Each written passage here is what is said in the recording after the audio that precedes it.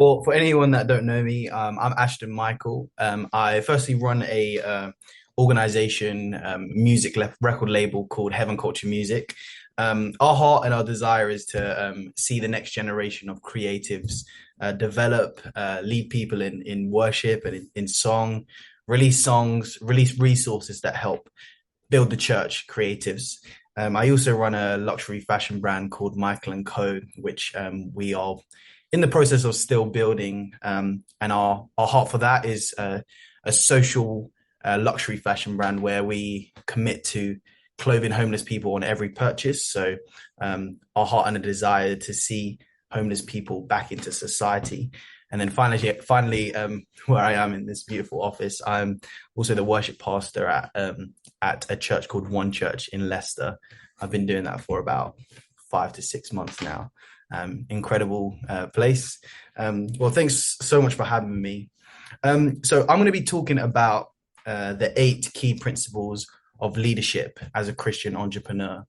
And just before I started, I just wanted to read a Bible verse that actually one of my leaders gave to me, and it's principles that I really try to live by as a Christian leader, as a servant of God, especially trying to make sure I lead people well, direct people well, and follow people well. So this is from Colossians 3:12 to 17. It says, "Therefore, as God's chosen people, holy and dearly loved, clothe yourself with compassion, kindness, humility, gentleness, and patience. Bear with each other and forgive one another. If any of you has grievance against someone, forgive as the Lord forgave you. And all over these virtues, put on love, which binds them all together in perfect unity. Let the peace of Christ rule in your heart, since as members of one body, you are called to peace and thankfulness. Let the message of Christ dwell among you richly, as you teach and admonish one another with all wisdom through psalms, hymns, songs from the Spirit, singing to God with gratitude in your hearts." And I think this is the part I want us to focus on, is whatever you do, whether in word or deed, do it in the name of the Lord Jesus, giving thanks to God the Father through him. And that's Colossians 3:12 to 17. And I'd love us to look at that again at the end, because all of these points and principles mean nothing if we aren't fully focusing on what God means to each one of us as Christian leaders and entrepreneurs. The first point I really believe I really put it first because I really try to make sure people are checking on me that I'm living this way and that I'm leading this way. It's integrity and honesty. If I'm honest, people follow a leader that is real rather than always right. And for me, I've found that when I've been vulnerable and honest with people that I lead or people that lead me, for example, I believe it breaks a new doorway into the relationship, into the ministry, into the organization, and that we can do things better, into a better level and standard, and now our relationship is onto another level. As a Christian entrepreneur, we should lead with integrity and honesty, adhering to high moral and ethical standards in all business deals and all business trades. And I know for myself, well, being a young leader and young entrepreneur, that's something I always have to get checked on. And luckily, I have really good friends and pastors and mentors that keep me in check in those moments when I'm making a deal, and they can give me advice on making sure I am being honest with myself. Does that align with the values of the Bible? And does that align with the moral standards that I've set for myself? This means being truthful, reliable, and transparent when you're interacting with your colleagues, your employees, your partners, and anyone you wish to partner with in the future, friendships and relationships. 2, I really believe it's important to be a servant leader. So servant leadership is point number 2 and principle number 2 that I really want to live by. Because when you delegate tasks to people, you create followers. But when you give people authority, to take on those tasks, you then create other leaders and other leaders that can help your ministry or your organization thrive. Um, One of my hearts is when I see a young leader or someone who has leadership potential, not throwing them in the deep end, but giving them opportunities to make mistakes and knowing that they have someone uh, around them or someone in me um, to be able to come to and say, I've made a mistake. I haven't been able to lead this person or this thing well. And that then opens a doorway to them growing and knowing exactly what they've messed up on and how they can improve and walk forward with that. And this is all servant leadership because we're following the example of Jesus. As a Christian entrepreneur, we should embody servant leadership by prioritizing the well-being and development of our employees, our contractors, or anyone that serves in the ministry or organization that we run. And this involves leading with humility, empathy, and a genuine concern for the needs of others, and sometimes the needs of others beyond our own. When we take that position of leadership over someone else, we are ultimately saying, obviously, they come under our ministry or our organization, but we're honestly saying that we are ready to serve you. And it's kind of, as a Christian leader, sometimes it's a reverse cycle. You employ someone so that you can serve them sometimes. Third one, I'd say, is stewardship. I really love this Craig Rochelle quote that says, most leaders are trying to figure out the right strategy, but the best leaders are obsessed with empowering the right people. And stewardship of the resources and the people you have. The best leaders are always the best stewards of an organization, of money, of finances, of the vision and direction for the organization, the ministry, the church, and recognizing that all of the resources that we have and bring in and investors that we bring on board, ultimately it all belongs to God. And sometimes as an entrepreneur, as a Christian entrepreneur, it feels like we've worked so hard. So sometimes we want to hold on to things so dearly. We want to hold on to things because we believe we've worked hard for it.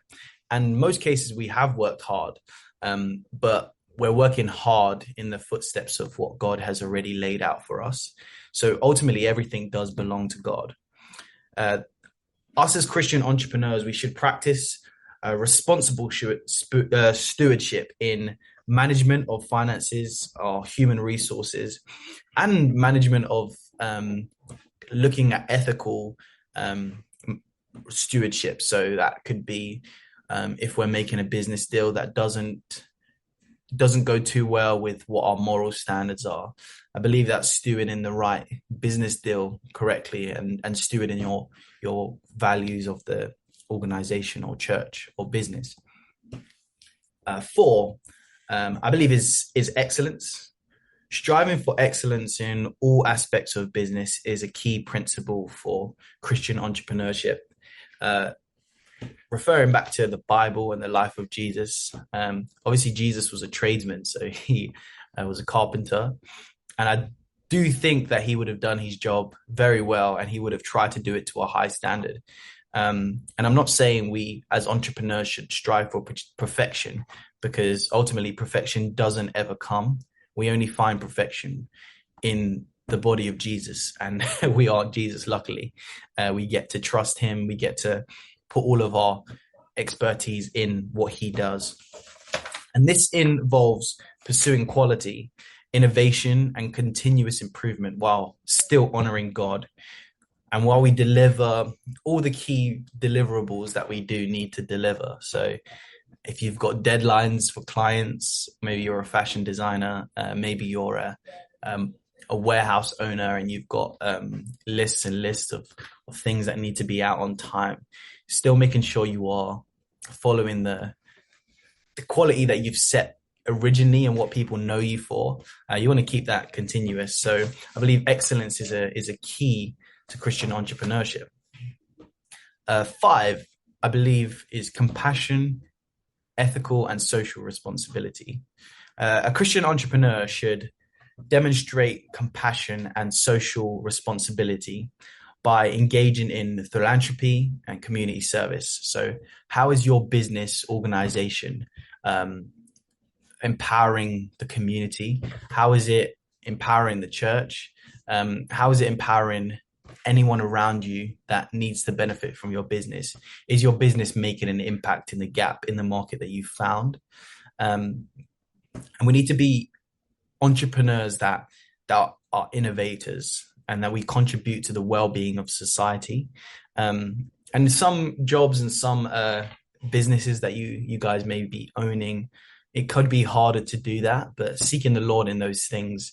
And I'm not saying we all have all the answers. I'm definitely not saying I have all the answers, but it's seeking the Lord in every single decision you're making, to make sure you are being compassionate, you are being socially aware. And this includes addressing social issues such as supporting charities and causes. I know for us at Heaven Culture Music, or us as a church, our church really love to invest in our local community. We have a ministry called Open Hands where we've affected many people in Leicestershire area, with the heart that we want help and compassion to be at the forefront and doorstep of every single person in our community, whether they're saved or not saved. And our hope is that us showing the love and compassion of God is that they then come and see Jesus, but then also that God blesses us. And we don't do it because we want to be blessed, but we believe it's a blessing for us to be able to have the privilege and the resources to actually do it. Number 6, this one is dear to me because most people that know me, they know that they think I'm sometimes delusional in terms of the way I do things. And I wouldn't say I'm the best leader or entrepreneur in the world. And people that know me well will vouch for that, because I love to, if God has said something to me and he said to do it in a specific way, I'll double check with my friends, my pastors, my mentors, that this is the right thing. And sometimes it does take trust. For example, if we have an event that we need to do and we don't have the finances to do it, and the event, let's say, costs X amount, and we have X amount in our bank account, and we don't actually have the finances and resources to do it, but God said to do it this way, and God's given us the authority to lead it this way, I will seek and trust the Lord that we should do it this way, and we should spend and invest this X amount and make sure we're blessing everyone along the way. And that takes faith and trust. And I don't think I have that nailed yet. Sometimes I need to add in the sense of wisdom, because oftentimes we can live faith, we can live faith-based and blindly, but there's no wisdom in it. So I think I'm trying to learn the balance of making sure I'm wise in decisions that I make to lead by faith and not by sight, and steward my finances of myself and for what we do as ministries and companies, and steward them well. So faith and trust. I'm trusting in God's provision and guidance. As a Christian entrepreneur, we should approach business challenges with faith and prayer. So as I said at the start, I want to make sure I'm consulting with family and consulting with people that I know and love, but also I am trusting God that he will make a way. So I'm speaking to him in daily communication about this problem. I know as an entrepreneur, one of my biggest things I love to do is to overthink. And all of those overthinking moments, they're always eased by prayer and having a conversation with the person who can deal with it all. And I sometimes do like when God humbles me and tells me that you've made a bad decision, but I'm going to fix it anyway. I'm going to be there anyway. I'm going to hold your hand through this difficult moment. I'm not saying he's pulled me out of every single mistake or financial bad decision I've made, but he has been there, and he has given me, let's do it better together. Let's do it. Make sure we're doing this together next time.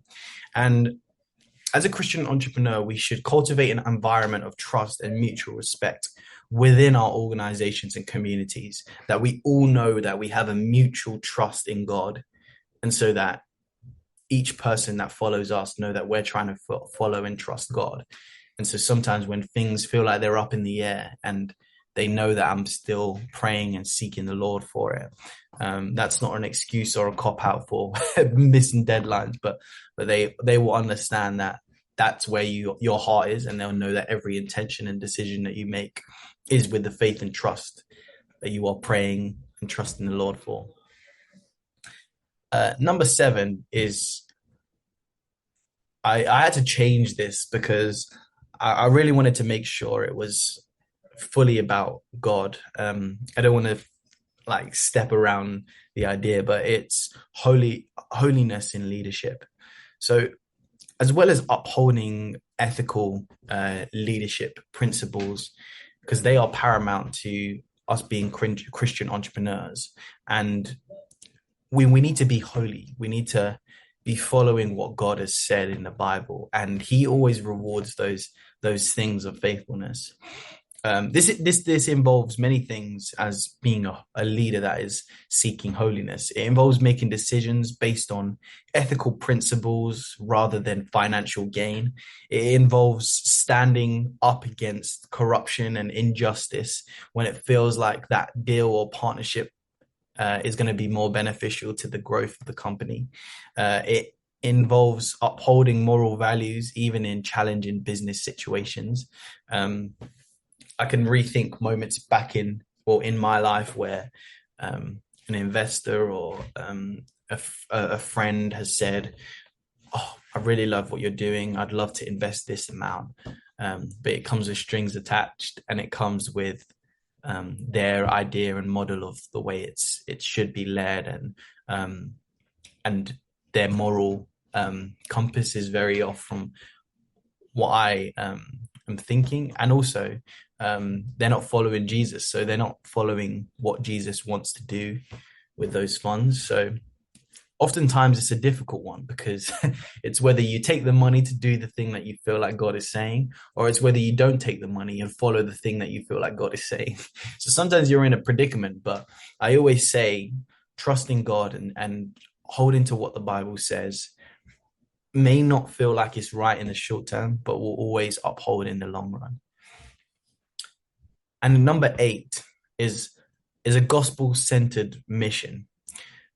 As an entrepreneur, I understand we all have our business models, our business projections, how we want the organization to run, our business values. But is the gospel the center of what you do?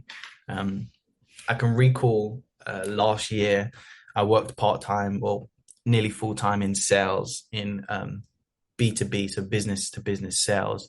And sales, an environment where the big goal is financial gain. And we had loads of young people, 18, 19, 20, all on a lot of money a year. So they just always wanted to rise in the company. So they have a lot of access to buy more things. And for me, I needed people to know without me telling every single person that I am a follower of God and this is the standard I want to uphold.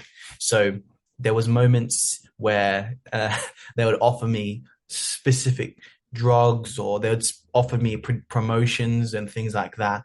And I had to look in my heart and say, God, is this what you want? God, am I reflecting who you are? And by the end of my time at the company, just before I moved and wanted to go more full-time, self-employed and serving churches, is they all knew I was a Christian. And there was moments where they would come up to me in the office and go, so tell me about this God stuff. Or they would know that Ashtyn's very generous. And why is he generous? I remember one guy, I wouldn't be able to say his name, but I'd say call him Andrew for now. But Andrew came up to me in the office and he was visibly upset. And he was like, I'm probably going to get kicked out of my house this week.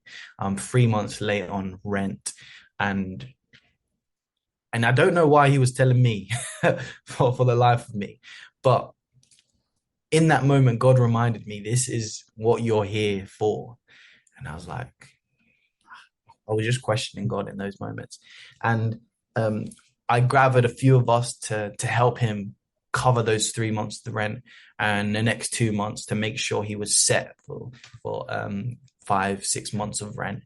And then that's when he knew that my faith was actually at work. He didn't have to ask me about church or ask me about Jesus. He knew that that's the way I live my life. And when he goes, "Why are you so generous?" Then it opens a doorway. So I want to make sure the way I live and the way I run my business or my organizations is gospel centered. I don't need to be preaching the gospel, but I need to be living what the gospel tells me. As a Christian entrepreneur, we should integrate areas of our faith into the mission, into the purpose of the business, without predominantly having to say, this is a Jesus business, but you can live and integrate that into your mission. Making sure your business is seeking positive impact in the world for the glory of God. This could be including sharing messages of hope, sharing values in the company that all are of a Christian standpoint, making sure your teams and your employees are well looked after, because I think that reflects the values of God. And going back to the passage that we read at the start, it says, "Clothing yourself in compassion, kindness, humility, and gentleness and patience." I think those are key instruments as a leader to then see what it looks like to others and to witness as an evangelist. You're witnessing as an evangelist to your employees without telling them that you're a Christian. They'll just see these values and it opens and sparks conversation. And ultimately, this is my heart and my 8 steps and principles to living as an incredible leader in the Christian entrepreneurial space. I believe by embodying these principles as Christian entrepreneurs, we can thrive to make positive impact in the business world, whilst remaining faithful to our Christian values and beliefs. I just want us to also remember in verse 12, wherever you are in the journey of your business or your startup or your ministry, the most important thing for each of us as a mutual goal is to make sure we're clothed in the fruits of the Spirit, and we look to Jesus in the way he lived, because if we look back in the Bible, Jesus was also an entrepreneur. I don't think there was a specific huge tradesman company or firm. I think Jesus as a tradesman would have had to manage his own time, would have had to manage his own business.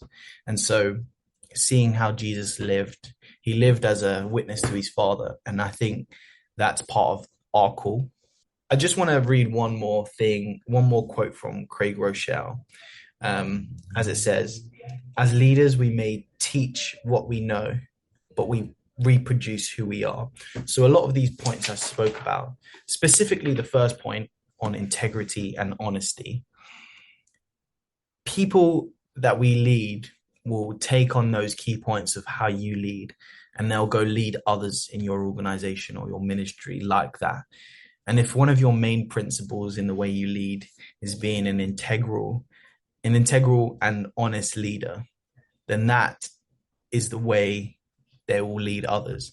And I believe that will be the fruit of your success. Thank you so much, guys. Really appreciate you